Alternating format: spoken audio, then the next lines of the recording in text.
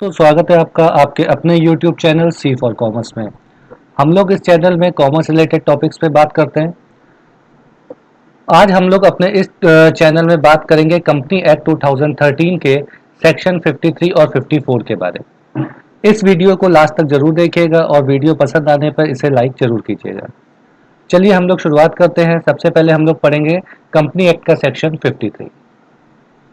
Section 53 किसके बारे में बताता है? Prohibition on issue of share at discount, यानी कि ये बताता है कि कोई भी कंपनी अपने शेयर्स को डिस्काउंट पे इशू नहीं कर सकती। ठीक है, यानी कि कोई भी जो न्यू कंपनी होगी वो अपने शेयर को मार्केट में डिस्काउंट पे लेके नहीं आएगी। चलिए इसको डिटेल में पढ़ते हैं। सबसे पहला पॉइंट क्या है? Except as provided in section 54। Section 54 को छोड़ के ये हर जगह एप्लीकेबल होता है। सेक्शन 54 क्या है वो अभी हम लोग आगे पढ़ेंगे। A company shall not issue shares at a discount. कोई भी कंपनी, कौन सी कंपनी, लेकिन एक चीज ध्यान रखिएगा, कौन सी कंपनी? न्यू कंपनी, जो कंपनी न्यू फॉर्म हुई है। ठीक है, कोई भी न्यू कंपनी अपने शेयर्स को डिस्काउंट पर इशू नहीं करेगी। Any share issued by a company at a discount price shall be void. अगर वो कर देगी तो वो जो उसका इशू है वो वॉइड माना जाएगा। If company provisions of the section the company shall be punishable with fine. अगर कंपनी ऐसा करती है तो उस पर फाइन लगेगा, जो कि shall not be less than 1 lakh, जो 1 लाख रुपए से कम नहीं होगा, बट विच में एक्सटेंड टू 5 लाख, जो 5 लाख से ज्यादा हो सकता है। मतलब 1 लाख से कम नहीं होगा लेकिन 5 लाख से ज्यादा हो सकता है। And every officer who is default shall be punishable. जो भी इसमें ऑफिसर्स इंक्लूड होंगे, ठीक है, जो भी इसमें ऑफिसर्स सब इंक्लूड होंगे उनको क्या जेल भी हो सकती है। कितने टाइम के लिए? फॉर अ टर्म विच में एक्सटेंड टू 6 मंथ, 6 मंथ से लेके, और विद फाइन, और फाइन के साथ।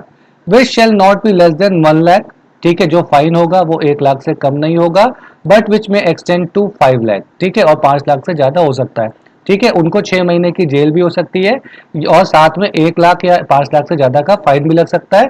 ठीक है, या फिर दोनों चीजें हो सकती हैं, यानी जेल भी हो जाएगी और साथ में उनको फाइन भी लगेगा। ठीक है, ये क्या था? कंपनी एक्ट 2013 का सेक्शन 53। अब हम लोग बात करेंगे किसकी? सेक्शन 54 की। जो सेक्शन 54 है इसका मैं वीडियो पहले बना चुका हूं। ठीक है, डिटेल में आपको पढ़ने के लिए आप वो मेरी दूसरी वीडियो देख लीजिएगा, उसका लिंक मैं डिस्क्रिप्शन में दे दूंगा। लेकिन यहाँ पे हम लोग शॉर्ट में डिस्कस कर लेते हैं कि सेक्शन 54 हमारा होता क्या है। Issue of sweat equity shares. Section 54 किसके बारे में बताता है?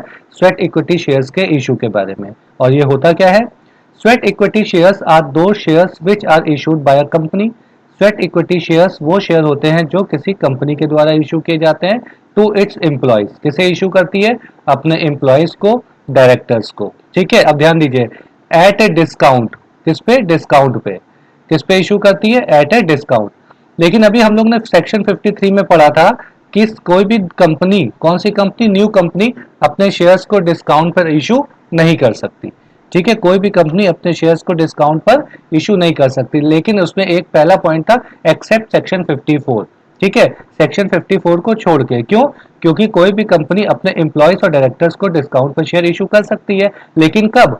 फॉर प्रोवाइडिंग, अगर उनके एम्प्लॉयज और डायरेक्टर ने उन्हें कोई भी ये सर्विसेज प्रोवाइड किया या बेनिफिट प्रोवाइड किया है। कैसा? नो हाउ और making available intellectual property right और वैल्यू एडिशन, यानी ऐसा कोई भी काम किया है जिससे कंपनी को इंटेलेक्चुअल प्रॉपर्टी राइट मिला है या कंपनी के वैल्यू में एडिशन हुआ है, तो इस केस में उनको कंसिडरेशन के तौर पे वो क्या करती है? शेयर्स इशू करती है डिस्काउंट पे। ठीक है, अगर आपको सेक्शन 54 डिटेल में पढ़ना है, मैं इसका जो लिंक है वो आपको डिस्क्रिप्शन पे दे दूंगा, उसमें आप इसको डिटेल में समझ सकते हैं। ठीक है, आई होप आपको ये दोनों सेक्शन समझ में आ गए होंगे। Thank you.